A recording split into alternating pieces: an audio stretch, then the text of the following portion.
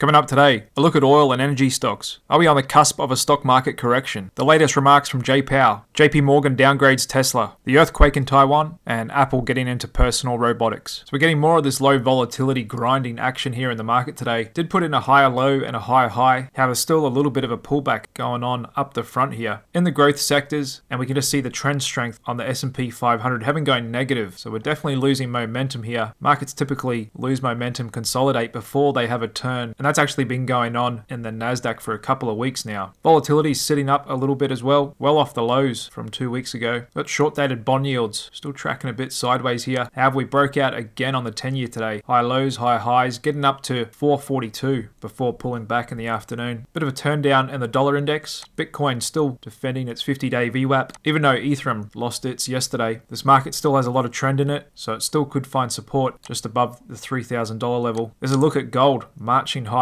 Really strong trend here. It's kind of gone out on its own regardless of what the dollar and bond yields are doing. The momentum is taken over a bit. Currently trading above $2,300 an ounce. And silver just put in its second consecutive momentum thrust up signal, climbing over 4% today on well above average volume. Trend is coming back into this market and it is shaping up pretty good here on the chart. There's a look at the weekly chart. Definitely breaking out above some resistance here. And just looking on the monthly chart, we still have a bit of overhead resistance around the $29-30 per ounce. And unlike gold, it is still well off its highs from 13 years ago back in April 2011, almost touched $50 an ounce. And we've had quite a bit of inflation since then as well. So inflation adjusted high, probably more closer to $75 an ounce or somewhere around there. And just looking at the long-term ratio spread chart of the most popular silver ETF versus the most popular gold ETF, that's still near record lows as well. However, going down to the daily chart on that spread, that looks to be pushing up off a bottom here, and so we could be seeing a bit of a catch up in silver. There's a look at crude as well. Trend back in the market, holding here pretty good, $85 a barrel, and we can see that in the energy sector ETF looking to have gone into a parabolic uptrend now. And just looking at my trend strength above 25, that's well and truly higher than the previous leading sectors we've had for a while. Here's home builders with trend strength at 3, industrials at 9, discretionary stocks -11, tech sector -10, and semis just holding positive at 3 but decreasing. The next strongest trend in the market at the moment is materials at 22 and gold miners at 14. So hard assets are coming back into play now. Money's definitely rotating into these things. They're pushing up, breaking out and trending in a definite rotation with no moves into the defensives as well. There's staples losing its 50-day VWAP,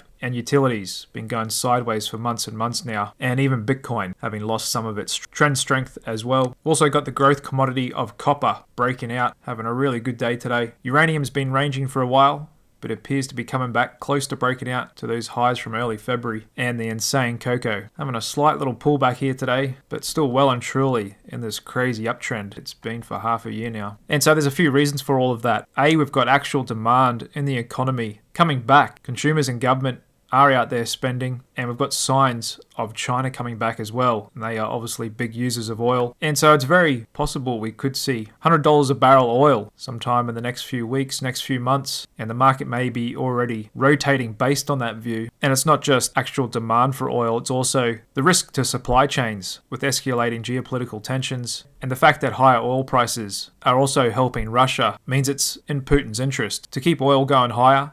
And that's going to put pressure on the Biden administration going into November election. And the Biden administration has already reacted to the current breakout in oil prices, cancelling its latest plans to top up the Strategic Petroleum Reserve and won't go ahead and buy 3 million barrels as initially planned. So in other words, the Biden administration is trading the oil market, saying they're keeping taxpayers' interest at the forefront. Or another way to look at it is Biden's short oil, Putin is long. And there's a look at the Strategic Petroleum Reserve, which the US government initially set up after the oil embargo in the 70s as a way not to be held hostage from foreign nations and in times of war. So there's currently about 363 million barrels of oil in the SPR. That's well off the peak 2011, 726 million, and is now back to the same levels from 1983, 41 years ago. And so the fundamentals are looking good. on energy and commodities. The technicals are looking good. We're breaking out. But there's other reasons to like energy and commodities just in general. And that's because they make for great diversifiers to any portfolio. And just looking at the 11 major sector ETFs along with S&P 500, looking at monthly correlations over the last 2 years, we can see energy only has a 59% correlation with the S&P 500. That's well and truly lower than every other sector. And just looking at this data in a spreadsheet, the average correlation of energy to every other sector in the S&P 500 comes in at 58.9%. And you compare that to industrials at 86%, consumer discretionary 73%, tech at 76%, energy is materially lower, meaning it moves on its own, a bit more independent of every other sector and the stock market. And that's because it's more correlated with the price of crude oil, which often moves in a way completely independent of the stock market as well. And it gets even better when looking at other commodities as well. Just looking at oils, monthly correlation with S&P 500 is actually negative. Gold's at 38%, silver 47%, uranium at 15%, and actually having low correlation with all the other commodities as well.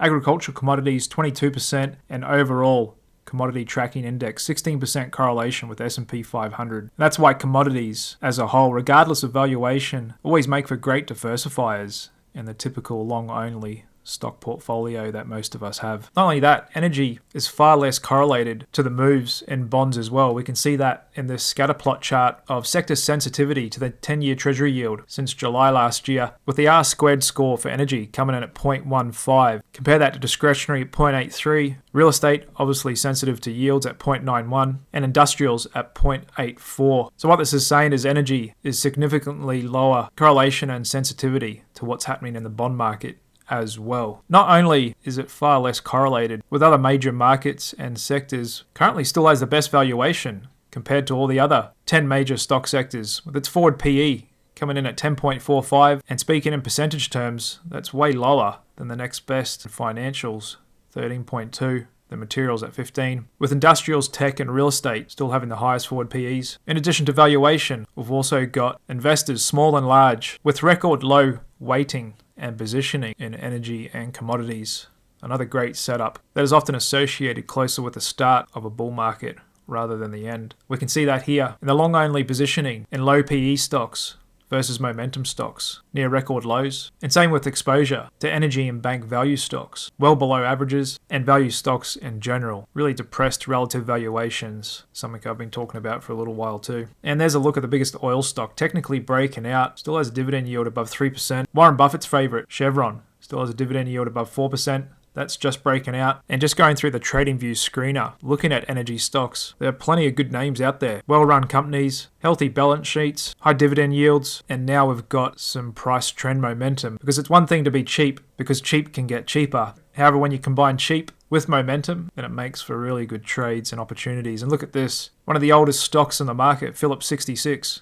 Been around for 150 years, one of Buffett's all-time favorites. They process and refine, distribute oil and oil products coming out of Houston, Texas. And this stock's already up a whopping 59% off the October lows. So you could already say the bull market in energy, oil and gas stocks, commodities is already underway. However, some are saying the broader market is now under pressure and it'll stay that way until tax day, April 15, with Fundstrat highlighting that stocks often see choppy performance heading into tax filing day after a strong prior year, people taking some chips off the table as they have to pay taxes for their capital gains. With Tom Lee going on to say there is likely some artificial tax-related selling pressure on stocks this week and into next week. Looking at the numbers since 1945, when stocks rise more than 15% in the prior year, the market fares poorly into tax day with a win ratio of only 52%. That compares with a win ratio of 100% around the tax filing deadline when stocks are down in the prior year. But some research out of Bank of America is saying that could go a bit further and we could face a near-term correction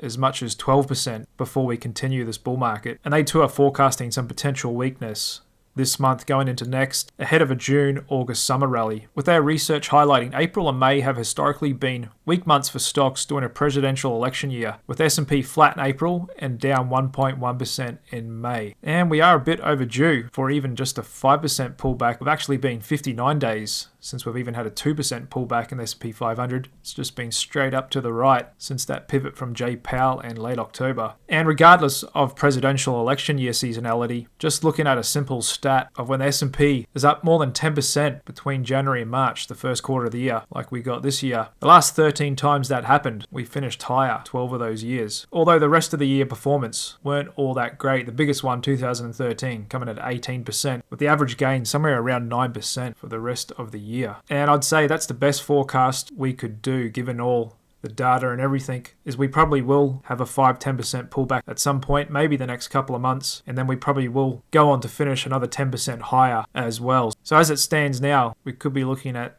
a 2024 total return S&P 500, maybe somewhere between 10 to 15%. That is, of course, if we don't get any major surprises. And a lot will depend on what this guy here does. Just got to heard from him making a speech today. Still pretty much saying the same thing. He's going to wait to see more data. Would like it to come in a bit lower before he can begin to move, but still reaffirming that cuts are coming later this year, and a sign that he still really wants to get them done, regardless of kind of what's happening, unless we get some real surprises in CPI. And the move up in commodities could be already starting to derail the Fed's rate cut outlook. Jay knows all of this just as much as any of us do. He knows what the inputs are into inflation, and so no doubt the move up in oil and other commodities has got to be a little unsettling for him. And that's why he's saying it's too soon to say if these recent higher than expected inflation prints we're getting are just a bump in the road down to 2%, or is it the start of a full-on U-turn in inflation higher. That's why his job is always to walk that fine line in the middle. And just looking at the latest print we got in the ISM, non-manufacturing services, expanding at March, slower speed, not too much of note. Still in expansion territory, 51.4%, and we've still got a very healthy jobs market. Private sector hiring in March was the strongest in 8 months, generating 184,000 new jobs, well above the forecast of 155,000. However, the Fed and many of its members are still optimistic that inflation will keep cooling and they can get some rate cuts done this year before the election. But the bond market, I think, is starting to question that a bit. That's why we saw the 10-year yield break out, going a bit against what the Fed is saying, as this economy is still good. Unemployment record low, government spending, commodities. Why exactly are we cutting rates here? Normally you cut rates in response to an emergency or to try and stimulate a struggling economy, neither of which we have. And given the US government just cannot stop spending money at record speed. If you remember a few months ago, I was just talking about how the national debt was at 33 trillion. Well, here we are now. We're already at 34.5 trillion. That's a huge 3.1 trillion increase since June last year when the debt ceiling was suspended. Remember when they came out with that nice sounding package, the Fiscal Responsibility Act? Should have been actually named the Fiscal Irresponsibility Act. So hopefully the US and the rest of our Western countries don't go in the path of something like Turkey. Their inflation out of control, 68.5%. Can you imagine that? Your price is up 68% from what you were paying last year. But it's simple economics at the end of the day. The more money you have sloshing around the system, the higher prices are going to go. And why we've got out of control inflation in Turkey is because the amount of money they've got sloshing around is out of control as well. We can see that in their M2 money supply. And for those of you who are not familiar with what M2 money supply is representing, think of the economy as like a giant pool and all the money sloshing around in it as the water. And that's what M2 money supply is. That's representing basically the liquidity in the economy. All the savings accounts, checking accounts, term deposits, CDs, money market funds, cash that people can get their hands on and is liquid. And that explodes through a number of ways. Central banks doing quantitative easing, that's just printing money to buy bonds and securities. Banks doing more borrowing, government spending, selling bonds. And so we can see, since Jan 2021, M2 money supply in Turkey went from 3.34 billion up to 14 billion in the latest reading. And that's why switching over to their inflation rate, it's also exploded in that time as well. Looking at the States, it hasn't been as dramatic. However, it has significantly increased since prior to COVID. We're at 15.5 trillion. Here we are just below 21 trillion. And just zooming out a bit further, we can see the steep increase in this trend in money supply in the States. And that's why ever since COVID, we've had a huge bump up in the inflation rate. And it's kind of amazing that we've actually got inflation down on a 3 handle and quite a large divergence from the M2 supply, which is only just off its June 22 highs. But that's largely thanks to oil, which peaked out then and came off hard as well. But now we know oil's moving back up along with commodities. M2 money supply is still not that far below those June 22 highs. So there's every possibility that gap could close, I would say, with inflation climbing higher rather than M2 coming down, which it hardly does much looking back in history. This Fed has been one to flood the markets with liquidity, but they will point to everything else but themselves for causing this inflation. Just moving on to one of the other big stories we got out today, JP Morgan cutting its price target on Tesla. Now seeing a 32% downside after that big delivery miss yesterday, going on to say the stock is in for a world of hurt after its big first quarter miss, lowering its target to $115 a share, saying even after a 59% decline, valuation is still demanding. And you guys know I've been saying the same thing for a little while now, questioning their valuation, along with the underlying business under pressure. Flood of cheap EVs coming out of China, not to mention just overall demand for EVs pulling back a bit in this high rate environment. And just stepping back and looking at the numbers doesn't look good for Tesla, with its biggest ever miss. Deliveries falling 14% short of analyst average estimate. You can see that here in this chart. Haven't seen a miss like that since Q2 in 2018. Not only that, bit of a pullback in the uptrend of the amount of vehicles they're delivering on a quarterly basis, coming in the lowest over the last 6 quarters. And we have seen pullbacks before, like in Q2 22, early in 2020, that was related to COVID. So Elon and his team have got their work cut out to try and revive this trend, if not at least defend it. Otherwise, stock price is going to keep reacting to that like it has been for the last couple of months. However, it is holding ground here, at least today, putting in a bit of an outside bar, closing just below 170 a share. But on the monthly chart, this head and shoulders pattern could still be playing out. We could still come down and test $100 a share this year. And my fair value is around 122. However, I would give it a premium, maybe closer to 150, but that can change depending on its numbers and estimates going forward. So if its future estimates keep getting dropped, then my stock fair value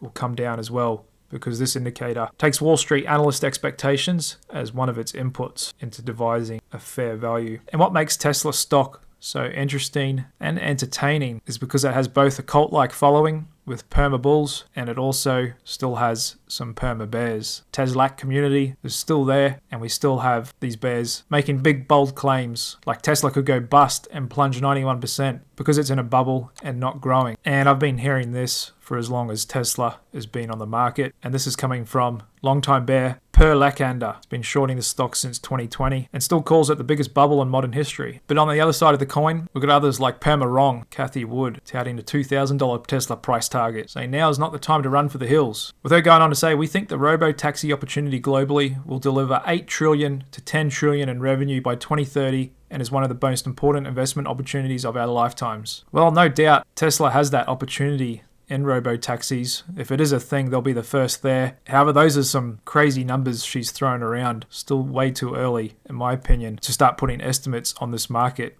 if they can even pull it off in the next 5 or so years. That's still way down the track. But nonetheless, this stock is going to remain highly traded and volatile with both Perma Bulls and Bears for many more years to come. Moving on today, I'm sure you heard about the earthquake coming out of Taiwan, which was a bit interesting timing for their biggest earthquake in 25 years, with some pointing to the timing of the earthquake coming shortly after President Biden and Xi Jinping of China had a candid conversation in which Biden emphasized the importance of maintaining peace and stability across the Taiwan Strait and South China Sea, and raising concerns over China's support for Russia's defense. So maybe it is a coincidence. However, I wouldn't rule out Chinese involvement. They have been known for years to tinker and alter with the weather, along with other things, and this did do quite a bit of damage to Taiwan. At the same time, there's been a huge buildup of Chinese military assets around the small island country. 9 people were killed with 900 injured, and their biggest company, the Taiwan Semiconductor, actually had to temporarily close down and reduce their production capacity. However, the market didn't really seem to mind. Actually closed up on the day, still holding its 50-day VWAP here. But just staying on semiconductors, what really took a bit of a haircut today was Intel, with its losses at its foundry bigger than expected, with new disclosures showing that its foundry segment lost $7 billion last year, compared with a loss of $5.2 billion in 22, and revenue falling 37%. So this is still the legacy chip maker that's trying to reinvent itself in an AI world, and they do have the backing of the government, the CHIPS Act, and the strong political will to reshore chip production and de-lever from China. But the market didn't like that news today, down over 8% on volume, and we had a pretty good rally last year. This was one of my favorite stocks last year. However, it's a bit off its highs now and looks to be testing this prior support zone, which looks likely to give way in the coming days. And Apple with the largest cash pile in the world, doesn't want to be left out of this AI revolution. They've partnered with Google. They threw the towel in on the Apple car after working on it for 10 years. They weren't able to go ahead with it. Now they're trying to keep the market excited by giving wind that they're exploring home robotics as its next potential big thing. And this does make a lot of sense for Apple, being the #1 consumer brand in the world, for them to keep building on home products in addition to virtual reality. Apparently they're working on a mobile robot that's designed to follow you around the home all day, and an advanced tabletop device featuring a robotic arm to move a display. All sounds pretty cool, but I'd say more importantly just gives the market something to hang its hat on, as its growth hasn't been that great the last couple of years, been flatlining. Stock price has been underperforming the Nasdaq for a couple of years as well, but still managing to hold on to the title of having the second largest stock in the world. And it too, like Tesla, just been in a downtrend, trying to defend these recent lows. Moving on to economic data we got out today. Inflation coming in a touch lower than expected in the Eurozone. Sure, that's welcome news for them. Services PMIs in the States also a touch lower. There's a demand for gas. The inventory's coming in a bit lower. Fed fund futures still given a 60% chance the Fed's going to cut in June. And the greed index still sitting there at 62, with corporate insiders still not doing much trading. And just finishing up with a few charts, here's the momentum factor, still defending its 50-day VWAP, along with NVDA, just pulling back a little bit under 900 a share. Alphabet still just sitting below all-time highs. Trump Media and these other new stocks pulling back today. So the new GE Aerospace ripping up 6.7% today after that company was split. And we've still got some enthusiasm. Pay over 150 times for a chicken wing restaurant stock, Wingstop. And with that move back into value and hard assets of late, my top 10 ETF picks I gave out at the start of this year did a lot better than the market today. Up 1%, now up 7% for the year, not including a little bit of dividends it's got as well. With my #1 pick, Cannabis MSOS, up almost 50%, and Nuclear Uranium Energy coming in #2 as well, up 12%. With my weakest performing pick being Chinese small caps, still down 4.7% on the year. So the market is in waiting mode, seeing what the jobs data is going to bring us on Friday. But like I've already pointed out to you, we've already got a rotation underway into oil, gold, energy, along with inflation expectations on the march higher, and we'll see whether the stock market can keep holding up in the face of all of that. And that's a wrap for today, guys. Thank you very much for tuning in to my daily market review. I appreciate all you guys that click the like button and drop a comment. You really do help out this channel and keep me going with making these videos. Thanks very much, and I'll see you again tomorrow night.